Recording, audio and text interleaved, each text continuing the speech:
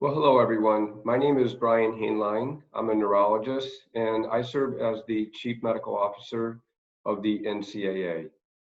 So welcome to Concussion StoryWall. I'm really very happy to be part of this because we're really understanding that no one is alone with concussion. No one should be alone with concussion. And StoryWall is just a brilliant idea to reinforce what we need to do for concussion.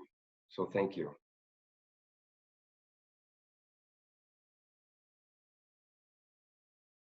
And what really is concussion wall? It's thousands of stories of people who have been impacted by concussion, some who are athletes, some non-athletes, some veterans, and family members or others who are close to those who have been impacted by concussion. These are the stories, and as many different concussions there are, that's how many different stories there are, and even more, because it's not just your story, it's the story of your loved one. And we learn from these stories. We learn medical information, and importantly, we learn very important aspects of humanity. What does it take to heal? What kind of community do we need to be in to really heal? That's what Concussion StoryWall is teaching us. So one thing that has been really gratifying for me is that I've had an opportunity to collaborate with so many different medical experts. And you're hearing from some of the best medical experts in the world on concussion. And they're telling you what's really important. Don't ignore concussion. Remember, you're never alone with concussion. And they're sharing with you the best ways to help manage this condition, to help manage what really is a treatable condition. And we're hoping that through StoryWall, this is going to be one of the bridges that you use to help get better, to return to academics, or return to your regular daily activity, or to return to sport, to return to exercise. That's the goal. Concussion, yes, it's an invisible injury, and it is a treatable injury. So we hope that through StoryWall, you found a story that you can connect with and that will help you in your healing journey to return back to life fully.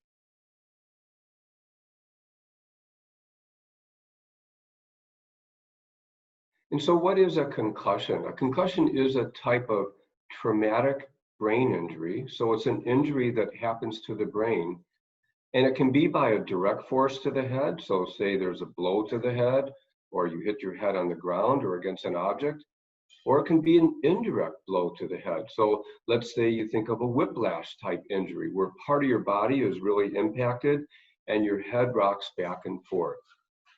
And after that injury, individuals with a concussion, they develop what we call concussive symptoms, or they may have signs. So a symptom can be something like you have a headache, you feel dizzy, you all of a sudden feel nauseated, you feel like you can't think properly. And a sign, something you can actually observe, is that you just can't really walk straight. You feel uncoordinated.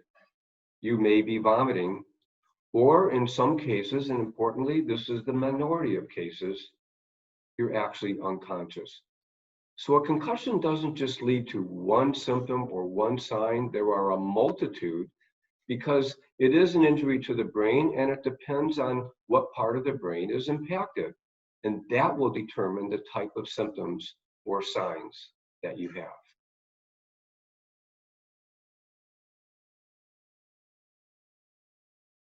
Many of you are athletes, or you might serve in the military or the police force, and you really don't want to let your teammates down.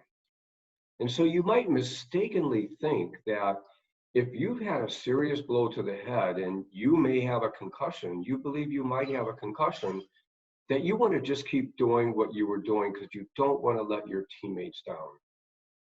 Well, in fact, we know now that by not reporting concussion, you are letting your teammates down, because we have really good evidence that if you report concussion immediately and begin getting treatment, proper management immediately, you actually return to sport or exercise or other activities sooner than if you don't report. And we also know that if treatment is delayed, the chance of developing persistent, ongoing symptoms is higher than if treatment is not delayed. So do it for yourself, but also do it for your teammates. Do it for your loved ones.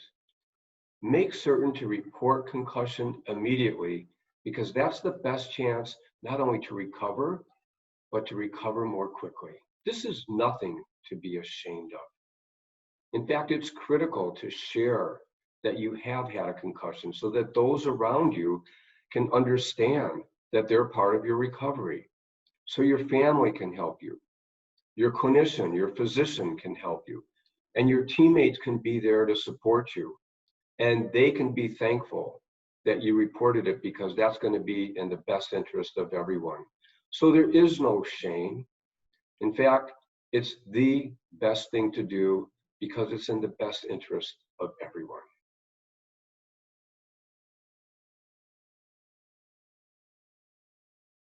So as we've been learning more and more about concussion, it's almost like we've come out from the dark ages, and we know that concussion really is treatable. But it has to be treated properly. So it means that once you report immediately, and then you're surrounding yourself by people who can care for you. So it includes the medical team, but it also includes your support system, your coaches or your teammates or your family or your friends. And when all of the pieces come back together, when you're doing your return to play, your return to academics progression, it might not happen immediately. It might take 2 weeks. Sometimes it takes 4 weeks. It might take longer. But there's not a need to rush, just like in any aspect of life. When there's been any kind of adverse life event, whether it's an injury or an illness or an emotional traumatic experience, what's key is to do what's necessary to heal. And we know that when you do what's necessary to heal in concussion, well, you heal. That's a message of hope. So concussion isn't some sort of hidden illness that we don't know anything about. In fact, there has been so much research and study of concussion in the past 10 years that we understand a lot. And the key thing is that our understanding has led to better management. It's led to a much greater understanding of how the brain works. And that allows all of us, physicians, coaches, family members, stakeholders, athletic trainers, all other clinicians, to stand unified in a message of hope. Concussion, yes, it can be serious. And concussion, yes, it's treatable. You can heal, and you can return back to what's important in your life. That's our hope. That's our message.